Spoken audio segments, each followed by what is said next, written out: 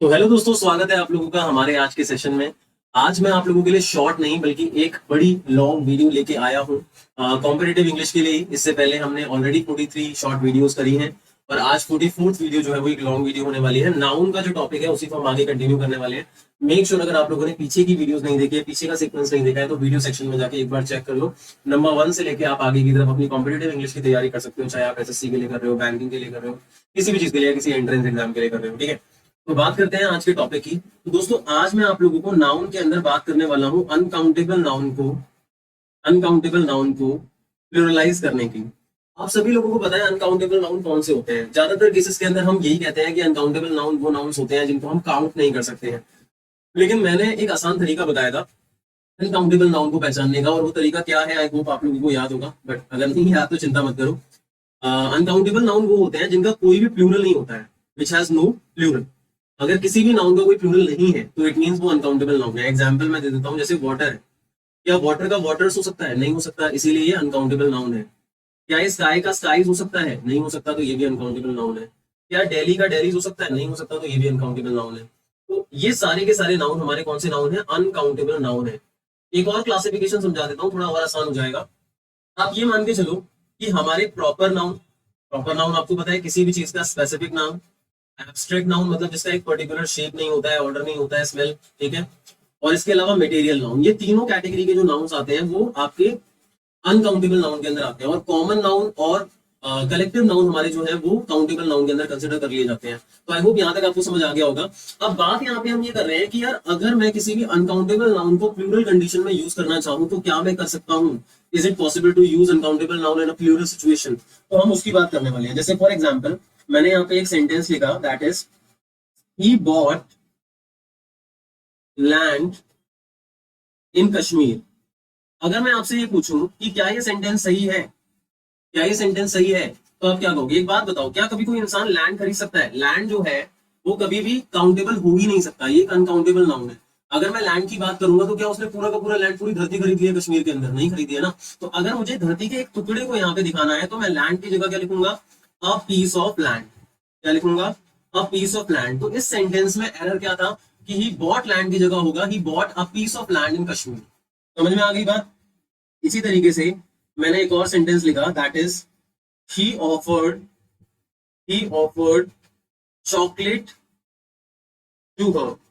कई बार कई जगह पे हम देखते हैं चॉकलेट की जगह चॉकलेट्स लिखा होता है कि he offered chocolates to her या he bought lots of chocolates। तो ये बिल्कुल ही गलत है, क्योंकि चॉकलेट बच्चों एक अनकाउंटेबल नाउन है, और अनकाउंटेबल नाउन को चाहे आप सिंगुलर कंडीशन में ले जाओ चाहे प्लूरल में ले जाओ, आपको एक तरीका यूज करना पड़ता है, that is a piece of chocolate. या फिर मैं इसे एक बार ऑफ चॉकलेट भी कह सकता हूँ। क्या बोलूंगा? अ बार ऑफ चॉकलेट। समझ में आई बात? तो जब भी किसी अनकाउंटेबल नाउन को प्लुरलाइज करना हो तो आप पीसेस ऑफ करके लिख सकते हो, पीसेस ऑफ लैंड। या फिर अगर आपको सिंगुलर दिखाना हो उसे तो आप क्या बोल सकते हो? A piece of land. ऐसे ही अ बार ऑफ चॉकलेट या बार्स ऑफ चॉकलेट। वहां चॉकलेट के साथ चॉकलेट्स नहीं होगा, वहां लैंड का लैंड्स नहीं होगा। इस चीज को आपको समझना पड़ेगा। जैसे कि मैं यहाँ पे कुछ एग्जाम्पल देता हूँ आपके सामने, आपको थोड़ा सा इस चीज को समझना होगा। फॉर एग्जाम्पल मैं यहाँ पे बात करता हूँ फर्नीचर की, ठीक है। तो सबसे पहले आ गया फर्नीचर।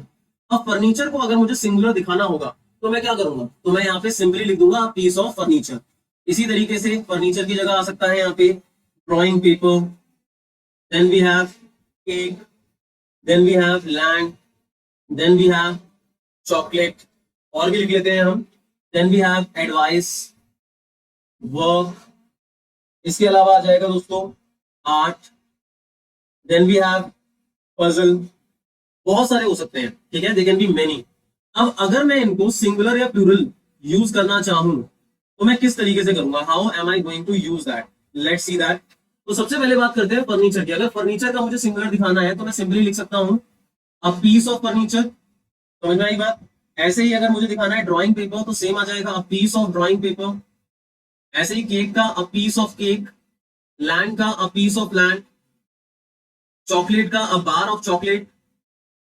और उसी जगह अगर हम एडवाइस की बात करेंगे तो it will become a piece of advice, a piece of work, a piece of art, और अ पीस ऑफ पजल। समझ में आई मेरी बात? अच्छा, अब यहाँ पे एक चीज ध्यान रखना, अगर आपको इसका प्लूरल भी दिखाना है तो आपको पीस की जगह पीसेस करना होगा। जैसे फर्नीचर के अंदर सारा फर्नीचर आ जाता है, ठीक है। आपके घर में अगर सोफा है तो वो भी फर्नीचर का पार्ट है, अलमीरा है वो भी फर्नीचर का पार्ट है, बेड है फर्नीचर का पार्ट है। तो अगर मुझे सबको प्लूरलाइज करके दिखाना है तो मैं क्या करूंगा, तो उस केस के अंदर हम पीस को चेंज कर देंगे पीसेस में, तो ये बनेगा पीसेस ऑफ फर्नीचर। ऐसे ही pieces of drawing paper, pieces of cake. Cakes नहीं बोलेंगे वहां पे, हम केक ही बोलेंगे, बट वहां पे आगे पीस की जगह क्या आ जाएगा, पीसेस आ जाएगा। तो दोस्तों आई होप आप लोगों को यहाँ तक मेरा जो पॉइंट है वो समझ में आ गया होगा, और इसी तरीके की वीडियोस आप लोगों को अच्छी लगती हैं और आप लोग देखते भी हो। और अगर आपको ऐसी वीडियोस चाहिए तो यार मेक श्योर कि आप वीडियो को लाइक जरूर करो, शेयर करो, कमेंट करके बताया करो कि वीडियो आपको कैसी लगी। अगर आपको कोई और टॉपिक है उसकी कॉन्सेप्ट क्लैरिटी चाहिए तो आप उसके बारे में भी मुझे बता सकते हो कमेंट सेक्शन में, मैं आपके कमेंट्स को रीड जरूर करूंगा और उसी के बेसिस पे मैं वीडियोस बनाऊंगा, आप लोगों के लिए चीजें लेके आऊंगा। तो मेक श्योर दोस्तों चैनल को सब्सक्राइब करना बिल्कुल भी नहीं भूलना है, ताकि आप लोगों को मेरी लेटेस्ट वीडियोस की नोटिफिकेशन मिलती रहे, और बेल आइकन को भी हिट जरूर करना है। Thank you so much for being here, lots of love and support.